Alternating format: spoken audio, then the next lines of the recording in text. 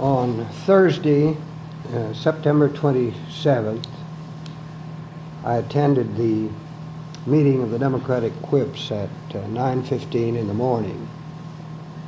The Vice President's request and my reply was the main topic of discussion. The Whips were unanimously in accord with the decision which we had made not to start a House investigation of this matter, which was pending in the courts. At 10:30, I had a conference with Neil McNeil, a correspondent for Time magazine, on the subject and other matters related to it. He expressed the same conviction at my briefing, my daily press briefing at 11:55 in the morning. I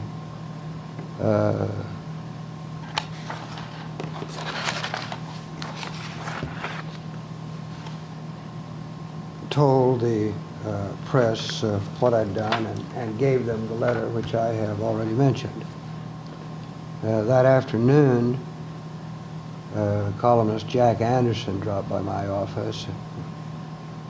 He told me that he had had a report 2 years ago from one source that the Vice President had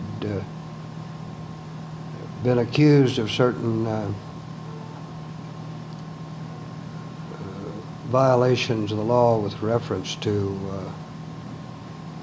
taking money from contractors while he was governor, that he had asked the Vice President about it, and the Vice President had denied it. And he didn't use it, he said, because he had only one source, and that he generally does not use matters of this kind unless they are substantiated. During the session of the House that afternoon, I think I can say that most members, both Democratic and Republican, who discussed the matter with me, thought that we had wisely decided to keep the House of Representatives out of the matter.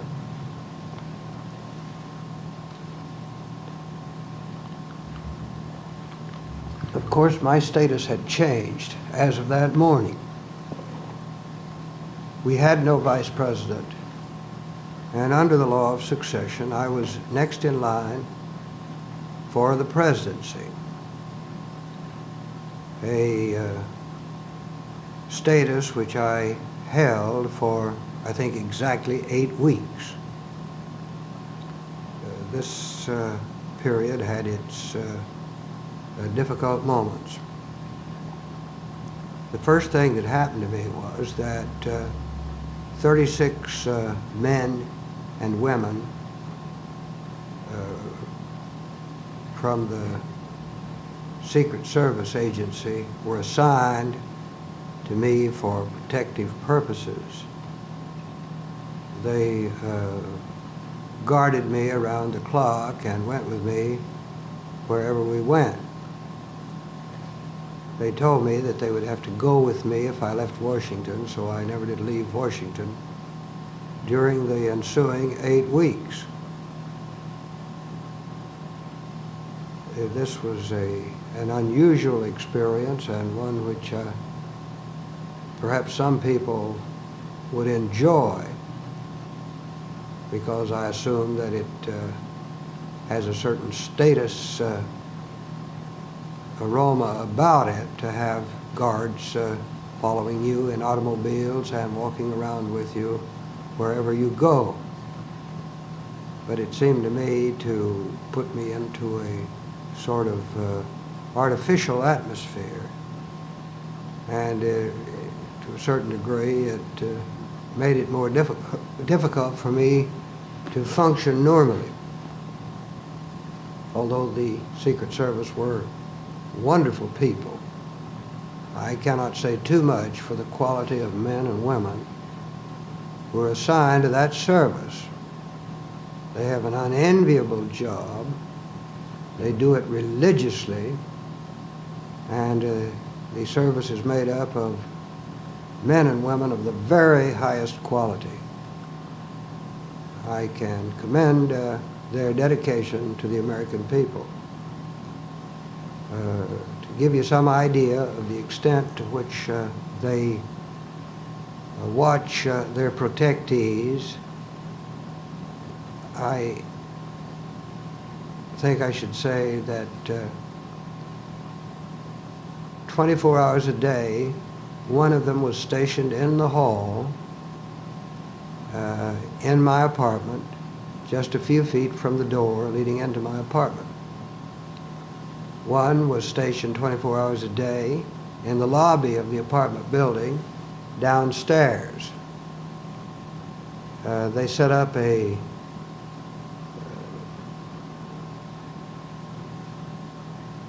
some sort of a tent or mobile home in the backyard of the apartment building, where they had 24-hour service with all sorts of equipment. They could get hold of an airport or of the White House or of the police department or of the fire department or of hospitals, ambulances, and that sort of thing quicker than anybody I had ever seen. A message from the White House would be delivered to me in a matter of seconds. This was an unusual experience. If I had to go anywhere, for instance, it didn't make any difference where it was, a carload of them would follow behind me, and one would ride in the car with me. I remember going to meet my son at the National Airport when he was coming home for his Thanksgiving vacation. They went out with us, and then when we took him back, they went back with us, and instead of going through the normal procedures, they had worked it out where they could drive right up to the steps of the airplane and let my son out of the car and onto the plane without going through the gates and the various activities of the airport.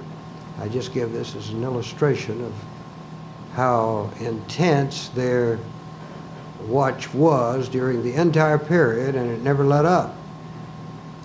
There were certain sidelines, I think, that might be of interest in this connection. For instance, we had a few people in the apartment building in which I live who said to me they wished we would keep them because they had not felt so safe since they had lived there. There had been burglaries and break-ins and that sort of thing in the general area over the last few years, and they all felt comfortable with all of these guards around the apartment building. Another interesting thing is that one Foreign Service person came back from overseas and was driven into the back of the apartment building and passed the place where these people were stationed, and there were some Secret Service people in the station that they had set up there, and one of the young ladies and one of the young men were in the front of it talking as he came in, and he came in and reported to the manager that she should call the police because a bunch of hippies had set up in the backyard. Well, the Secret Service stayed with me then, night and day, and then after Gerald Ford became Vice President, they went with me to the party which was given for him by his constituents from Michigan about 8:30 at night, and on home with me, and after they left that night, I have not had them since. This, of course, was somewhat of a personal relief, although I cannot say too much about what fine people they were. Now, during the intermediate period, I was, of course, the next person in line for the presidency. I have been, ever since I've been Speaker, second in line. But there's quite a mathematical difference between being one heartbeat and two heartbeats away from the presidency.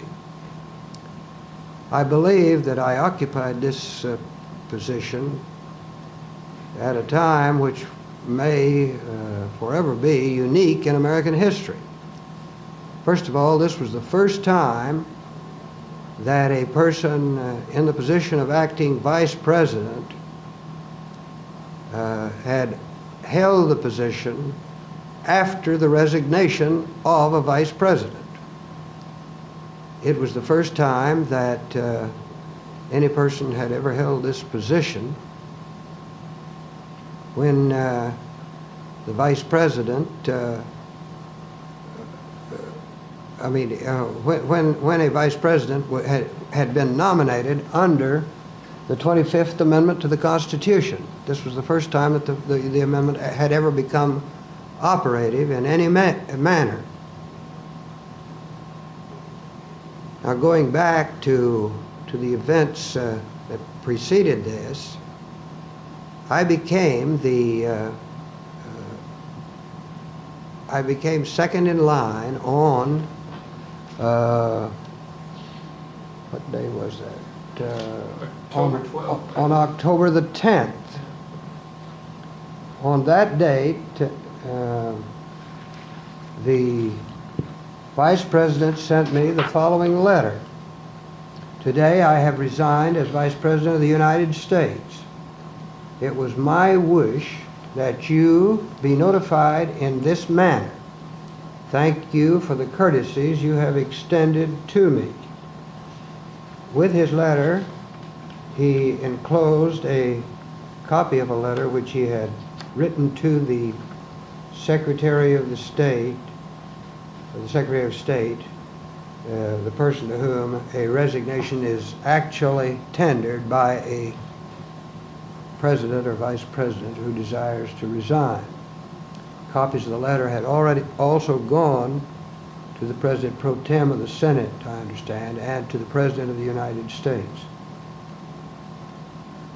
I issued a short statement at my press conference in which I said I learned of the Vice President's resignation today with surprise and shock. The Vice President advised me of this action by letter. Under the Constitution, the matter is now in the hands of the President, and I have no further comment. Well, shortly after the Vice President had resigned and I had become next in line of succession, I received a call from the President of the United States. He said that he wanted Senator Mansfield, the Majority Leader of the Senate, and me to come to the Oval Office of the White House, that he wanted to talk to us. This was late in the afternoon or early evening of October 10th. We had already heard that Republican leaders and several other Republicans had already been to the White House.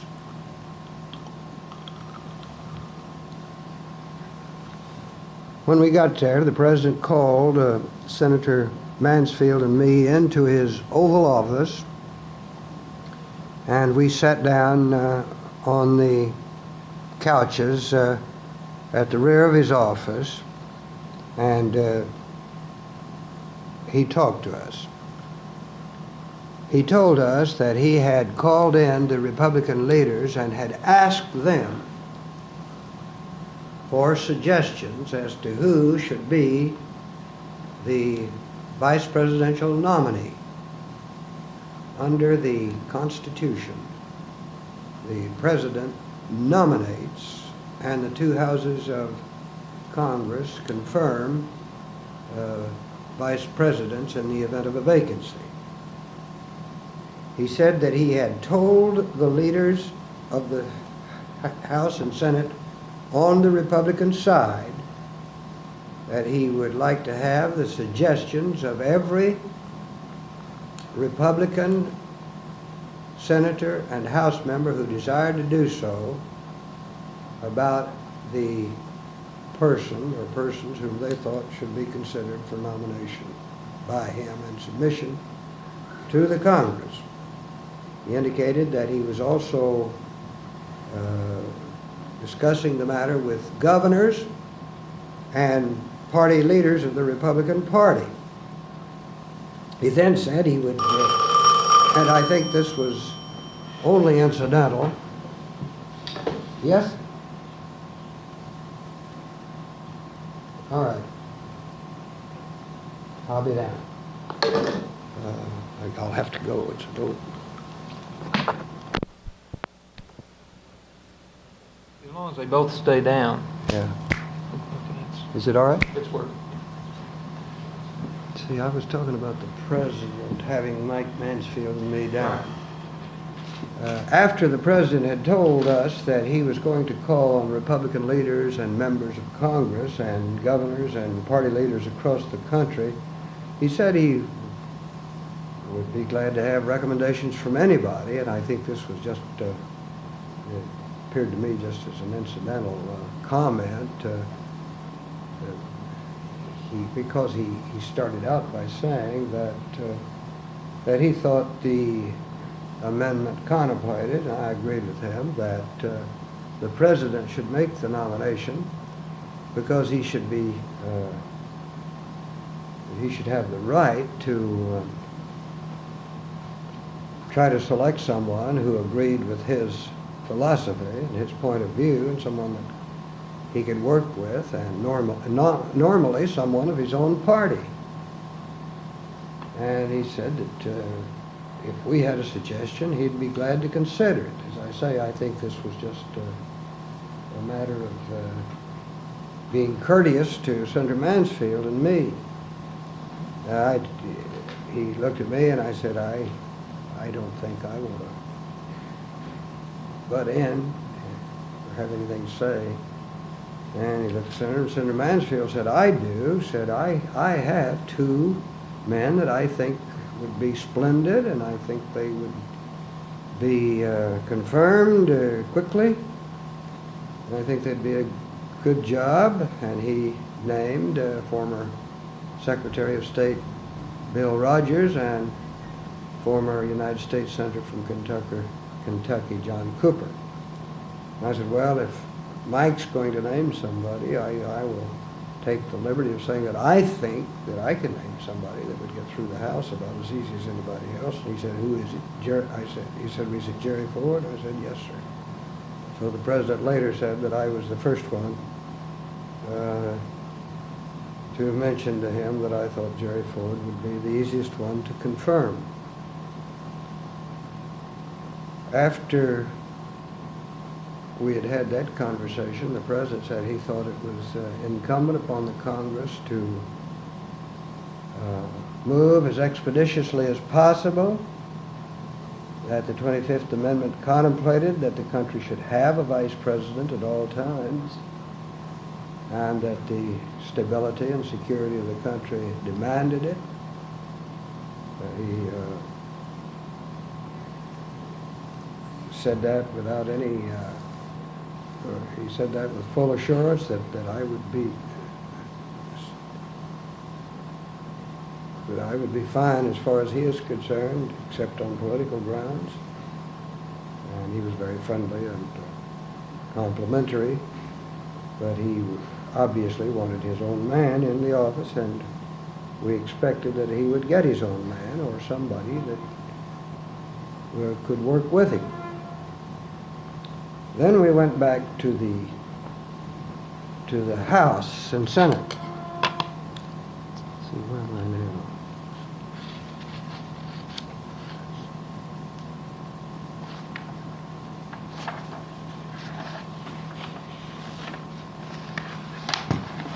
Then there was a speculation for the next 2 days on who, and all the rumors about who would be nominated.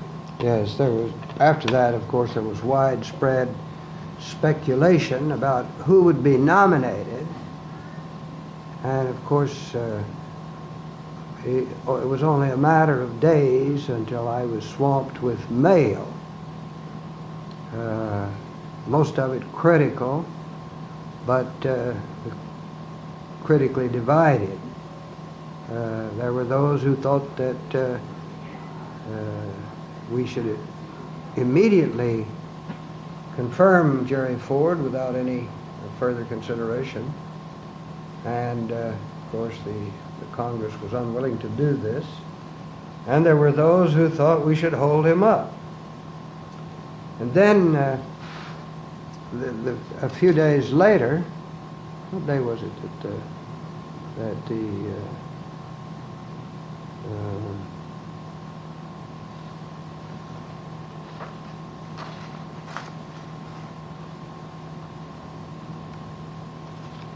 Doing that Richardson being fired? Yeah. That was the I mean, 20th, on Saturday. then things rocked along. The next thing we did was the first thing we did was to begin consideration of how the confirmation process should be handled, because we had no precedents except precedents that the Senate had had in connection with the confirmation of officers appointed by the President and subject to the confirmation of the Senate. And we used these precedents wherever they applied to the situation. The question was raised again as to whether this matter should be handled by a select committee or by the Committee on the Judiciary. The Committee on the Judiciary, according to our parliamentarian, had jurisdiction. Although the Committee on Post Office and Civil Service and the Committee on House Administration both thought that they might have jurisdiction. It was the opinion of the parliamentarian, and I think the logical opinion, that the matter, if it were to be referred to a standing committee, should go to the Committee on the Judiciary, which handled constitutional questions and which had written the 25th Amendment. So then the question as to whether we should have a standing committee or a select committee came up. And I gave a lot of thought to this. Some members thought that we should have a select committee. But I could see problems with the naming of a select committee. In the first place, political influence would be involved in the naming of members to the select committee. The administration and those who opposed the administration would try to be sure that they all had strong voices, and of course members would be seeking the job or appointed to the job purely on the basis of a matter which had developed before the select committees were thought of. If we referred it to the Committee on the Judiciary, there could be no question about the selection of committee members. Those members had long since been selected. Most of them had been serving for years. All of them had been selected months before by the House, with no thought in mind of confirmation of a vice president or anything connected with any such operation. Nobody could contend, if we sent it to the proper standing committee, that it was stacked in favor of or opposed to the confirmation of Gerald Ford. I called Gerald Ford into my office and talked to him about it, and he agreed with me that there would be less trouble for him and for me, and that it would be more logical and subject the House to less criticism if I simply referred the matter to the Committee on the Judiciary. Well, I referred it to the Committee on the Judiciary, and in the Senate, the matter was also referred to a standing committee. In the Senate, it was the Committee on Rules, which had jurisdiction over the matter in the Senate. And then hearings were started and investigations were started. A committee staff, the committee staff of the Committee on the Judiciary was increased in order to make a thorough investigation. The whole history of the confirmation process in the Senate and in most state legislatures had indicated that the confirmation process required investigation.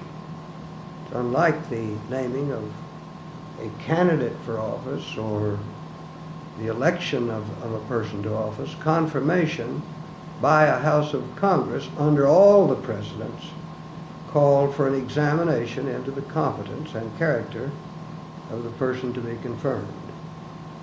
So we followed that precedent. The various investigative agencies of the Congress and of the administration, including the IRS and the FBI, the General Accounting Office, and the private investigators investigated the various charges that had been made against Gerald Ford and found no major charge to be substantiated. And finally, about a week after the Senate had voted to confirm, the House committee reported a resolution of confirmation, and the resolution of confirmation was agreed to by an overwhelming vote in both houses of Congress. Now, the thing that, before this happened, the thing that complicated my position was that after President Nixon had submitted the name of Gerald Ford, the Watergate investigation at the judicial level had reached a critical stage.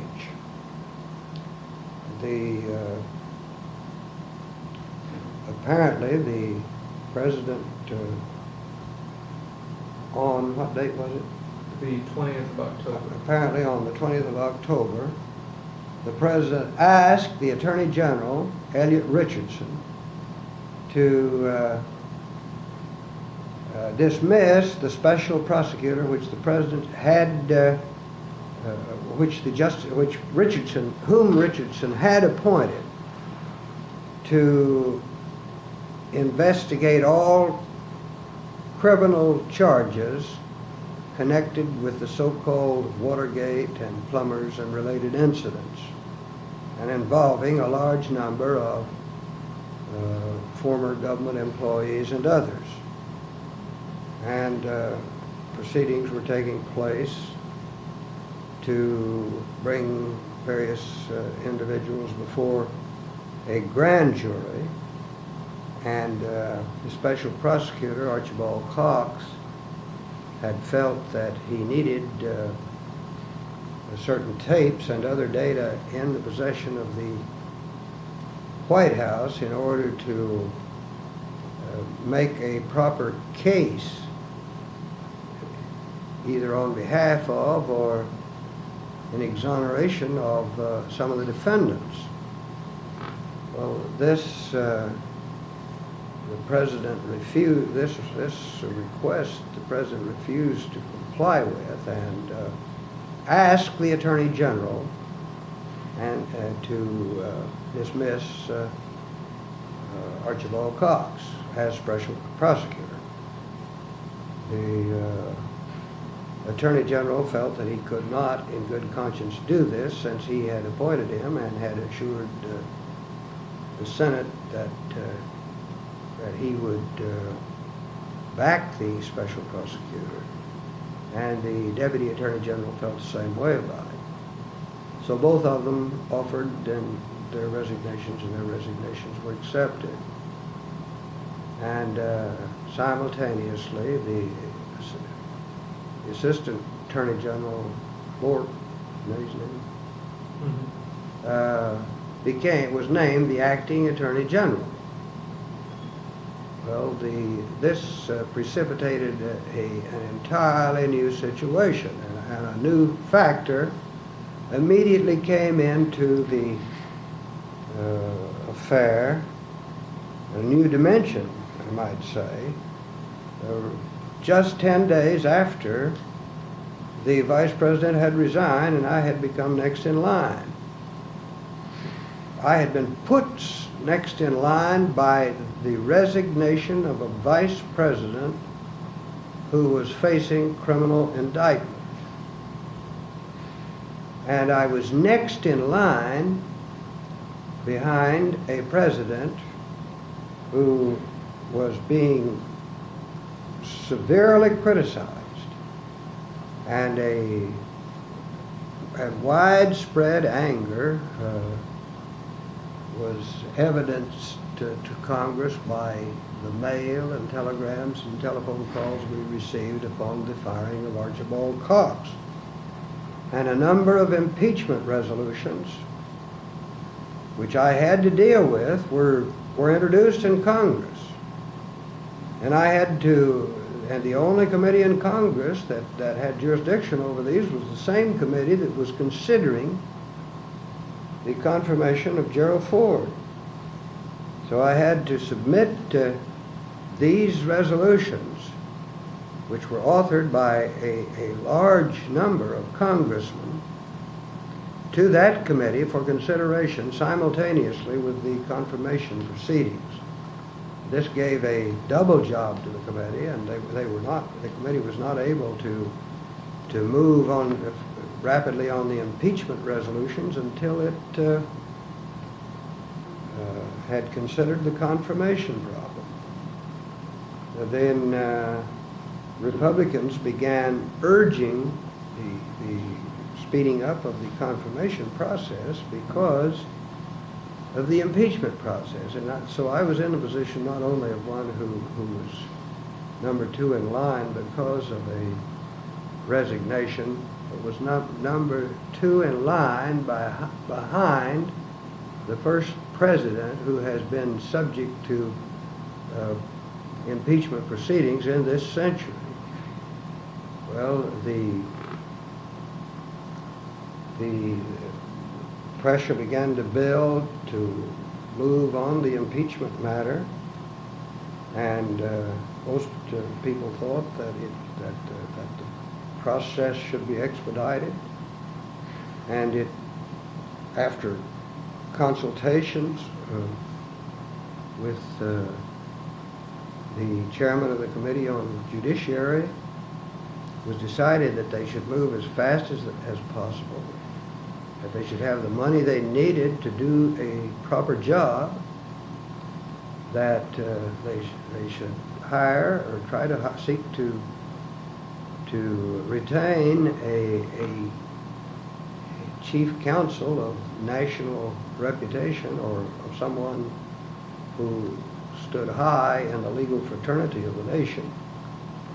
And they began the process of enlarging their staff. $1 million was appropriated for the purpose. And it became apparent in the process that from the mail that we received and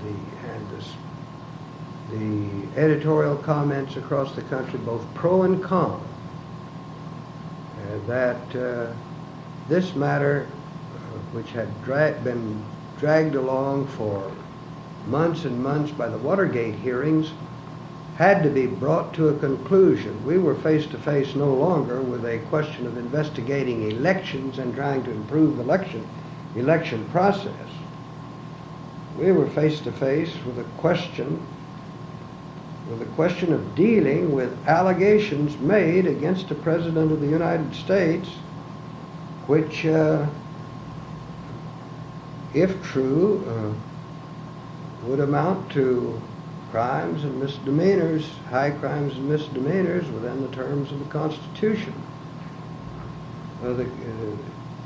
We had avoided in the House, although we had been requested many times to do so, the whole matter of trying to bring this thing into the House.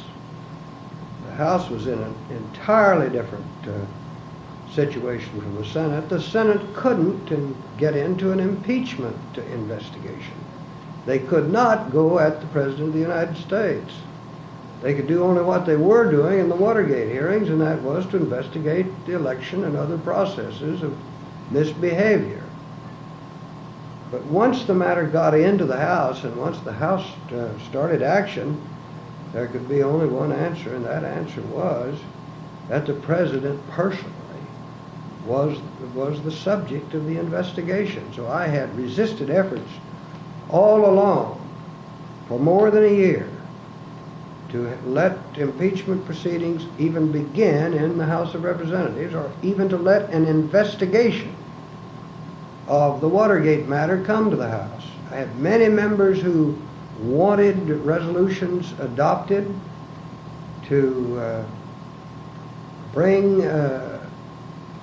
to have a survey made by the House of Representatives for the purpose of finding out whether there was any basis for further action. Wanted a simultaneous examination with the Senate of all the issues around these various allegations. I refused to let that happen because I knew the very minute that any kind of Watergate proceedings started in the House of Representatives, we would have not just a Watergate proceeding, but a proceeding which, by the very fact that the House was doing it and the President was involved, would be interpreted in the country and around the world as an impeachment proceeding, or one leading to impeachment. And I hoped to save the country that traumatic experience.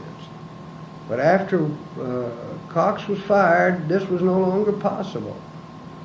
Members would not be restrained.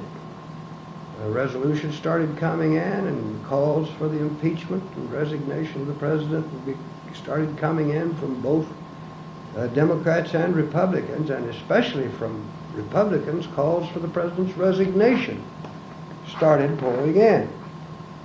So I found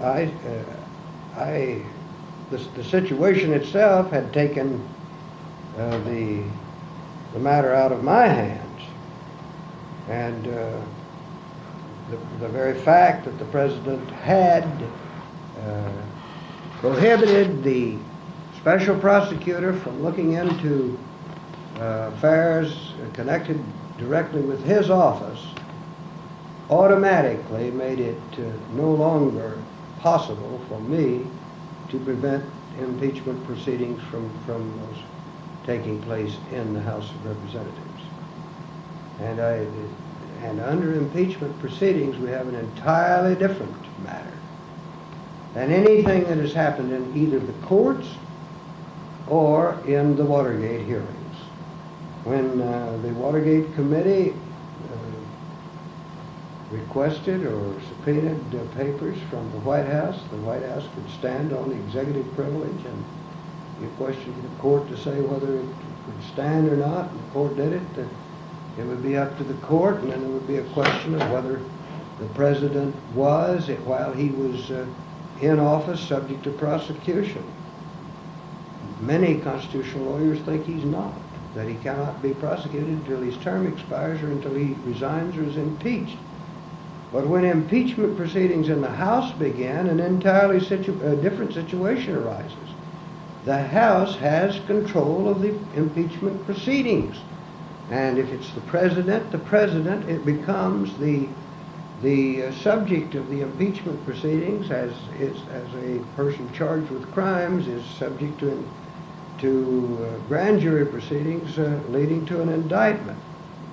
Now this means that if the House requests or subpoenas documents or tapes or anything else in the White House in the course of impeachment proceedings, the President has to deliver in pain of violating the law, violating a criminal law, and the Congress could then come back and hold the President by its vote in contempt.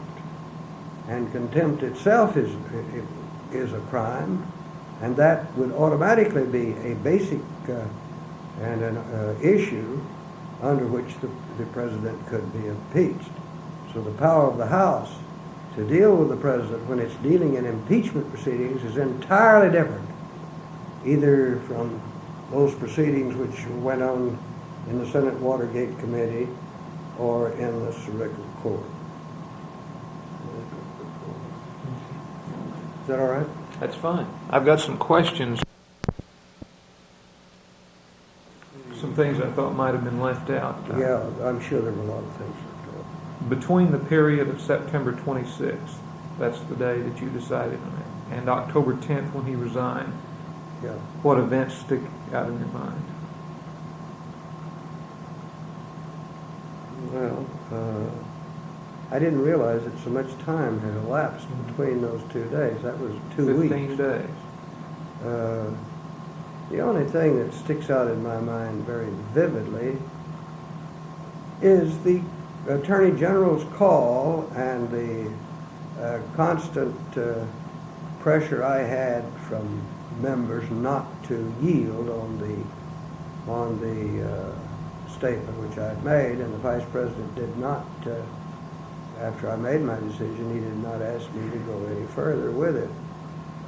A lot of people did write me and call me from across the country who were friends of the Vice President to take it away from the courts and bring it up to the House and to save the Vice President. The Vice President had a very, one of the things I remember is that the Vice President had a very strong following, although it may have been a minority. It was probably a more vocal and fervent minority than even the President's strong, hardcore minority.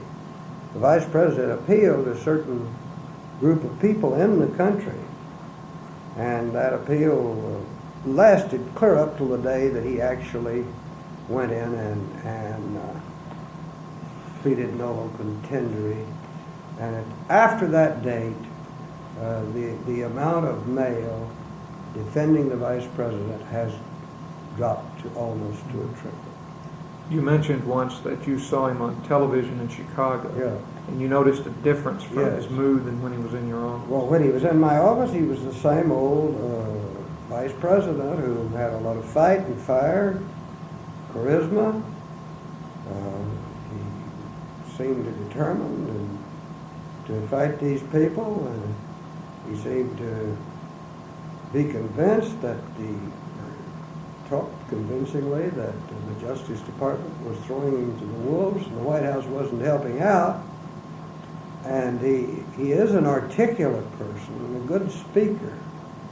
And he talked to me straight from the shoulder without looking at any notes. And he did so with very fluent speech, and fine English, and excellent diction.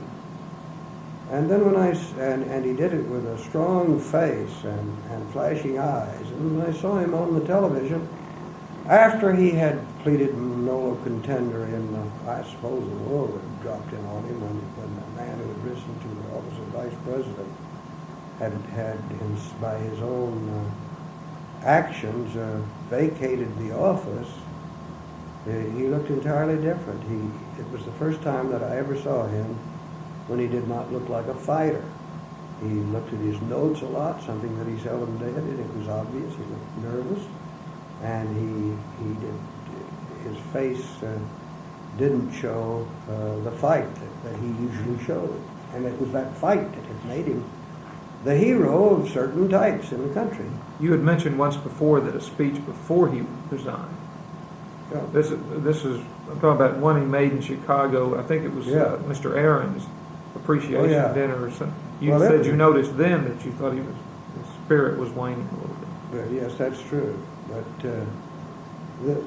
But the real Agnew, as a public speaker, did not, and as a figure to look at, did not materially change until after he had resigned and had pleaded nolo contendere and paid a $10,000 fine. And he really became, in my opinion, a pretty pitiful man after that. He's in debt. He never was a wealthy man. He undoubtedly lived beyond his means. And he found himself all of a sudden caught up in a lot of publicity which was adverse, whether it was correct or not, it sort of overwhelmed him. Were you actually surprised when he resigned? Yes, I was. Because I told somebody after he left the office that I did not think he intended to resign, and he told me definitely he did not intend to resign, that he was going to fight it through. Could you describe how you were notified of the resignation and what happened? I got that letter that you... Right. But I mean, when Mike first came in, he had heard it on the radio. Oh, yeah, he'd heard it on the radio. That was my first notice of it, and just a few minutes later I got his letter. Yeah. And then you went. Could you describe the mood on the floor? I think they were debating the home rule bill. Well, I don't remember the mood on the floor. I know everybody was shocked that he resigned, even friend and enemy alike. And he was a person who had either friends or enemies. He was very positive in his stands, and the positive people were either friends or enemies. There were very few in-betweens on him, except maybe the more moderate people that were probably not too strong for or against him, but the opinionated people were either friend or enemy. There was no compromise for either side. But he lost his, as I see it, he seems to have lost his whole base of support in the nation. I don't know what he has in the way of friends, but all I know is what I read from my letters and my mail from across the country. They just don't mention him anymore. You hardly ever hear his name mentioned anymore. He just faded away.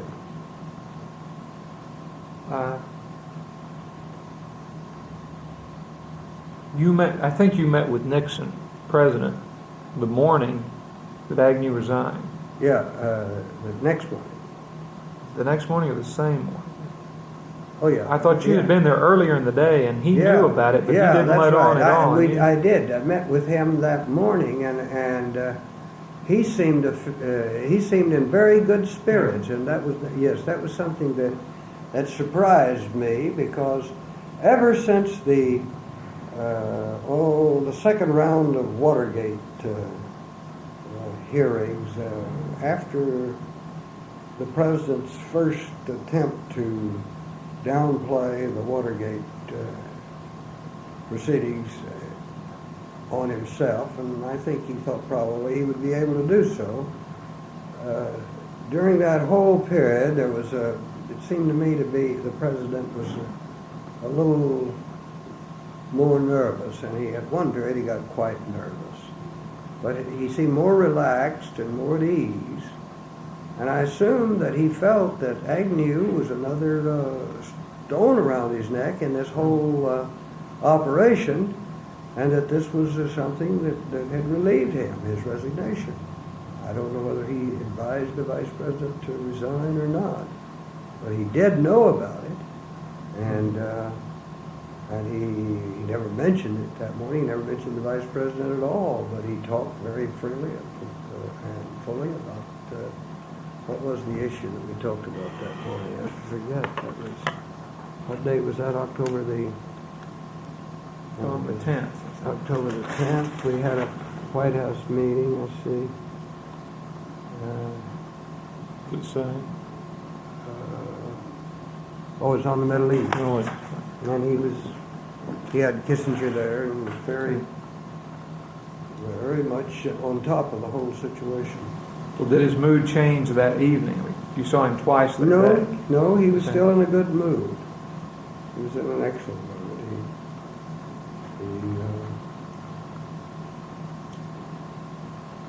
It was obvious he was moving to get somebody that he thought would help him and that would agree with him on issues, and it would be confirmed. And I think he succeeded pretty well.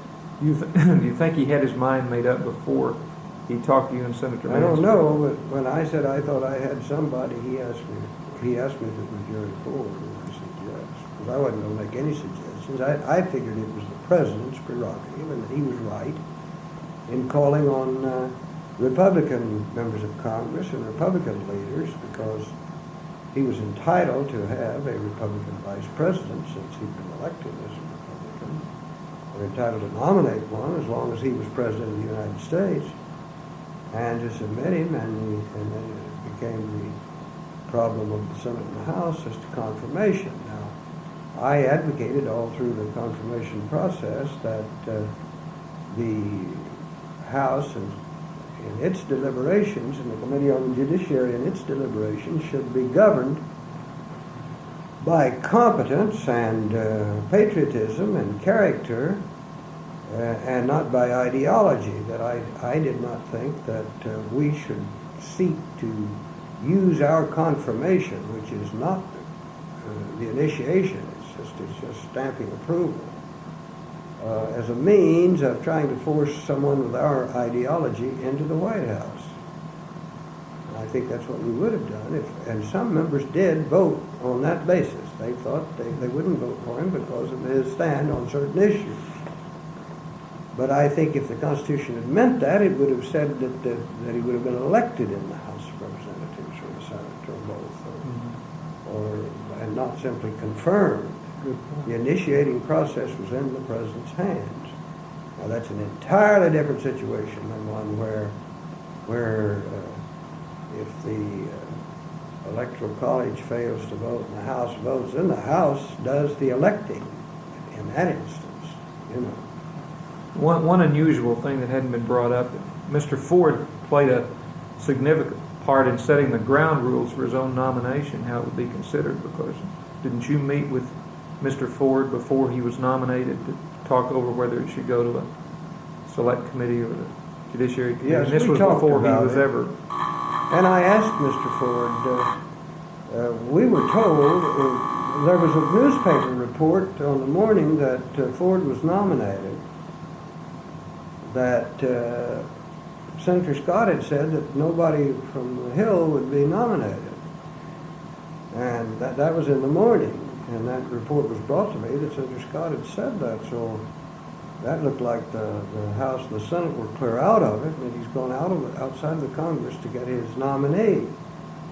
And I didn't know whether it was true or not. And when the House convened, I called Jerry to the desk and I said, "Jerry, are you still in the running?" And he said, "Yes." So either Senator Scott was misinformed or had been misquoted. But Mr. Ford did play a part in setting the ground rules for the he talked to me. He talked with me about how we should proceed, and we both agreed, both before and after he was selected, that it would be done by the Committee on Judiciary. The hearings would be conducted by the Committee on the Judiciary. One more thing, the night he was selected, or the selection was announced, what did you think of the way that was handled? Yes, well, the night that he was selected, of course, we had no idea how he would be nominated. I assumed that a message would be simply be sent to the Congress, as the President normally does when he nominates somebody for, say, Supreme Court or Cabinet Office. Just simply sends up a message to the Congress that he has nominated Vice President so-and-so. And that is the traditional way in which it is done. And then that is referred to the appropriate committee, and the hearings take place, and then after the hearings, the House votes, the Senate votes, and the matter is resolved. And incidentally, in this confirmation process, most of the time, this has both houses of Congress, with the amendment. And this is something that I hadn't mentioned. Normally, when the two houses act, we act by, independent of the executive, we act by concurrent resolution. But in this case, each house was on its own, so we passed a House resolution, the Senate passed a Senate resolution. All we had to do was to advise one another that we had done it.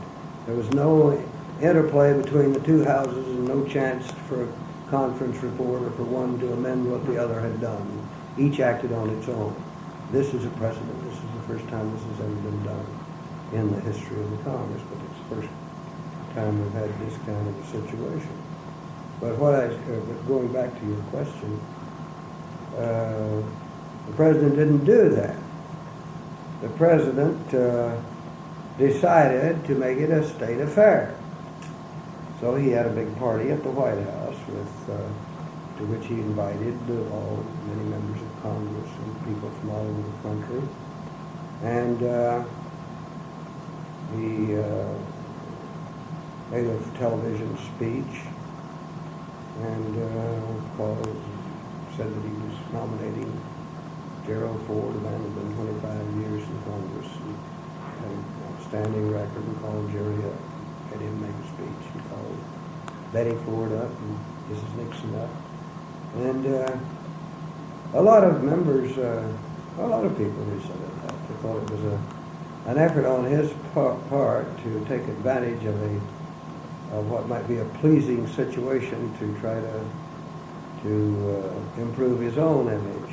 I'm worried about that. The only thing that sort of griped me about that evening was that when we got down to the White House, I saw Betty Ford there, and I already knew that Jerry was going to be hit by then. But we were standing inside the leadership and waiting. We were going to be the first to go in, and seats were reserved for us on the first row. General Haig walked in, and as though he were informing Jerry, for our benefit, he said, "Jerry, the president has told me to tell you that he was going to be hit." Kind of unnecessary drama when everybody in that place already knew that Jerry was going to do it. It was going to be it. That sort of, I don't know, it turned me in the wrong way for a major general to pull that on the leadership of Congress. Well, you want to stop now and then? Yeah. I've got. And